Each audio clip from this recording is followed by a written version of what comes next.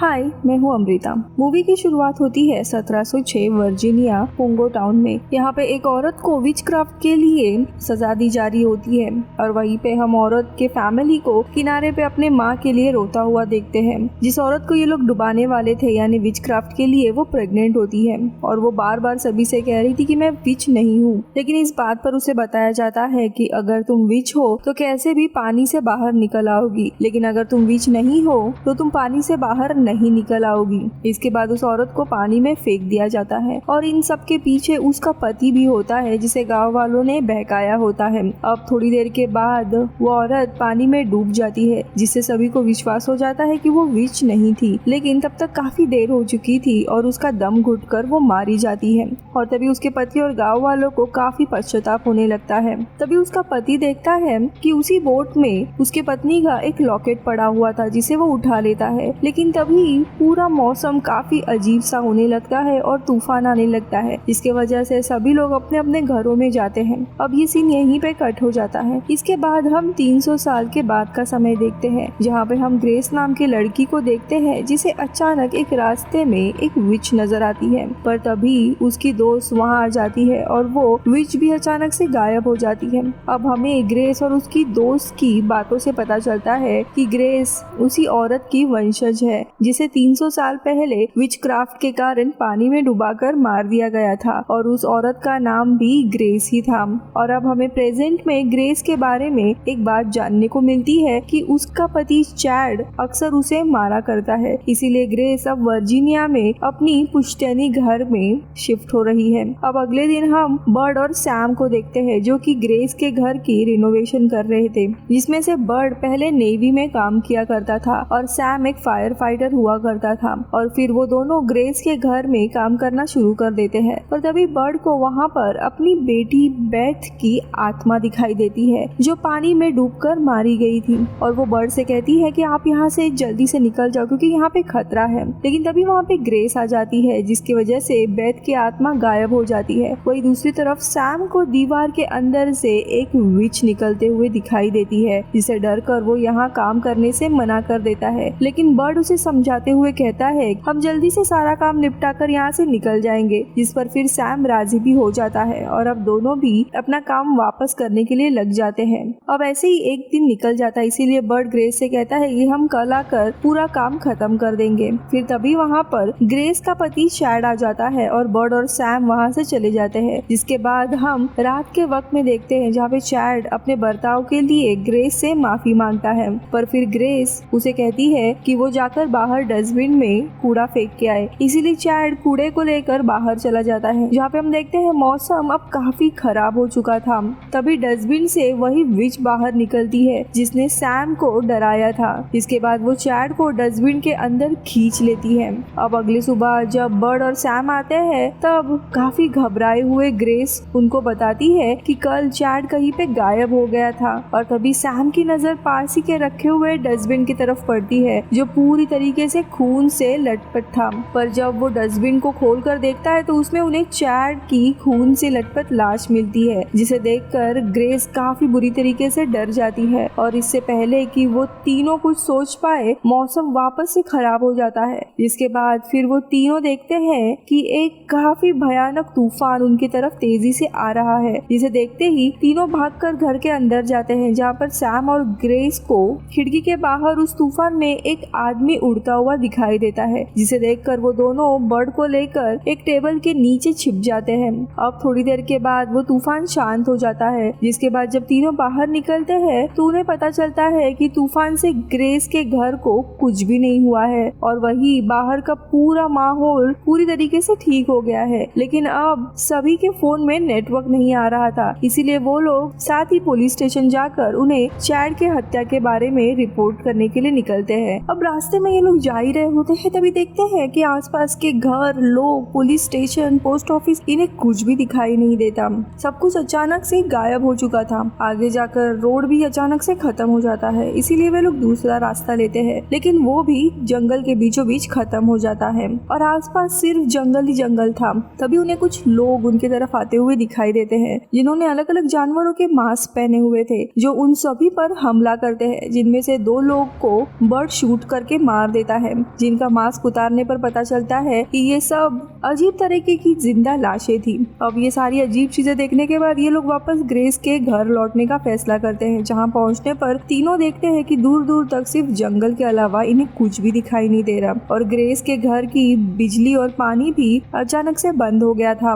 इन्हें काफी अजीब लगने लगता है, इसीलिए वो तीनों अपने सेफ्टी के लिए अलग अलग हथियार लेने का फैसला करते हैं। जहाँ पे हम एक चीज देखते हैं कि ग्रेस ने हर समय एक लॉकेट पहना हुआ था। इसके बाद हम आगे देखते हैं कि ग्रेस अपने पास एक रिवॉल्वर रख लेती है और रात को जब सभी खाना खा रहे होते हैं तो ग्रेस बातों ही बातों में उन्हें बताती है कि हमने शायद किसी तरह का टाइम ट्रैवल किया है और फिर वो अपने द्वारा लिखी हुई एक किताब लाकर दिखाती है, जिसने उसने बिग बैंग और ब्लैक होल के बारे में अपनी रिसर्च के बारे में लिखा होता है। और यहाँ पे हमें पता चलता है कि ग्रेस एक एस्ट्रोफिजिसिस्ट है। अब सीन अतीत में जाता है, जहाँ पे हम देखते हैं ग्रेस किसी मीटिंग में समझा रही होती है कि कैसे बड़े बड़े ब्लैक होल अपने अंदर पूरी गैलेक्सी को समा लेते हैं, लेकिन कुछ माइक्रो ब्लैक होल भी होते हैं जो किसी रेत के दाने की तरह होते हैं और अगर ये माइक्रो ब्लैक होल अर्थ के ऑर्बिट में आ गए तो ये एक तरह से अतीत और भविष्य के दरवाजे भी खोल सकता है। लेकिन प्रेजेंट में ग्रेस की ये बातें दोनों भी समझ नहीं पाते, इसीलिए फिर ग्रेस उन्हें बाहर लेके जाती है, जहाँ पर उन्हें आसमान में दो छोटे ब्लैक होल एक दूसरे के सामने दिखाई देते हैं,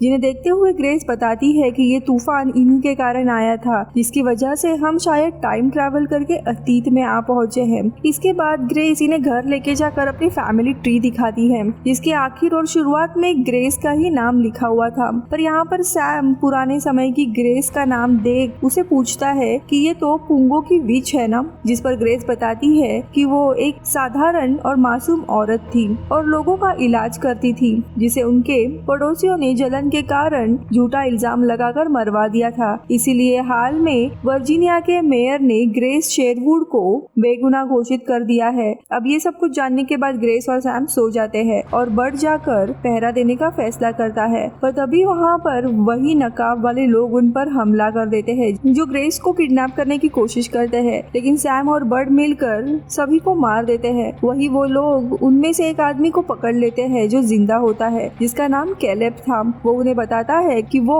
दरअसल पुंगोविच का फॉलोवर है, जिसने उसे ग्रेस को अगवा करने के लिए भेजा है। आगे वो ये भी बताता है कि पहले तूफान में वो सारे यहाँ पे आ गए थे, लेकिन अगर अगले तूफान में ये लोग वापस अपने समय में नहीं गए तो हमेशा के लिए यहाँ पे ही रह जाएंगे। मतलब जल्दी दूसरा तूफान भी आने वाला था जो तीनों को अपने समय में लेके जाएगा। अब अगले दिन सुबह एक विशाल पेड़ जैसा मॉन्स्टर ग्रेस पर हमला करता है, लेकिन बर्ड और सैम उसे आग से भगा देते हैं, जिसके कारण वो पानी में चला जाता है। पर इस मौके का फायदा उठाकर सेलेब ग्रेस को अगवा करके पुंगोविच के पास जाने के लिए निकल जाता है। इसके बाद सैम और बर्ड जंगल में हर तरफ उन्हें ढूंढते हैं। वही इधर हम देखते हैं ग्रेस अपनी गन की मदद से खुद को आजाद कर लेती है और तब तक वहाँ पे बर्ड और सैम भी आ जाते हैं, जो कि मिलकर पुंगोविच के साथियों को मार गिराते हैं। इसके बाद उन तीनों को आगे जाने पर एक गुफा मिलती है, जिसमें से विलियम नाम का एक आदमी बाहर निकलता है जो पुंगोविच का पति होता है। और तभी हम देखते हैं विलियम ने अपने चेहरे को ढक रखा था। फिर विलियम उन्हें अपनी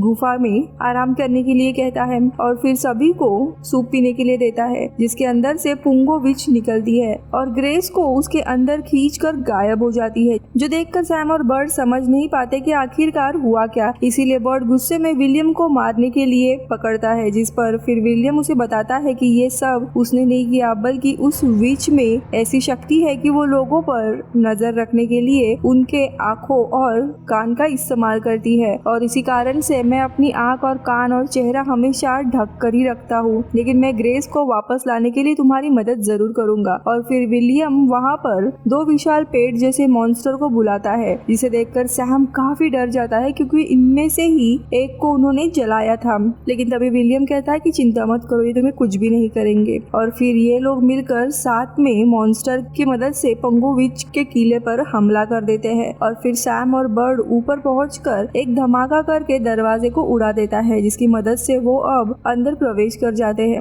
वही दूसरी तरफ हमें ग्रेस दिखाई देती है, जिसे विच ने कैद किया था। फिर इसके बाद हमें पुंगोविच का फ्लैशबैक दिखाया जाता है, जो कि पानी में डूबने से बचकर दूसरे किनारे पर आ गई थी, जहाँ पे वो अपने बच्चे को जन्म देती है, पर वो कुछ ही देर में मारी जाती है, जिसके कारण वो बहुत ज्यादा गुस्सा हो जाती है और फिर फिर तभी उसे वही तूफान दिखता है, जिसके बाद वहाँ एक रहस्यमय घटना होती है जिसके कारण वो निगेटिव डायमेंशन नाम के एक पैरेलल डायमेंशन की एनर्जी को अपने अंदर खींच लेती है, जिसके कारण वो सचमुच की विच बन जाती है। और यहाँ पर उस ब्लैक होल की मदद से और वर्तमान ही नहीं बल्कि काफी सारे पैरेलल डायमेंशन के पोर्टल भी खुल जाते हैं और ऐसी सुपरनैचुरल घटना 100 सालों में एक बार होती है। अब वही वर्तमान समय में ग्रेस को होश आता है, जो देखती है कि पंगो विच बिल्कुल उसी की तरह दिख रही थी, जिस पर फिर ग्रेस उसे बताती है कि मैं तुम्हारी वंशज हूँ। इस पर विच कहती है कि मुझे तुम्हारा लॉकेट देखकर ये पता चल गया था, जिसे मेरे पति विलियम ने मेरे बेटी को दिया था।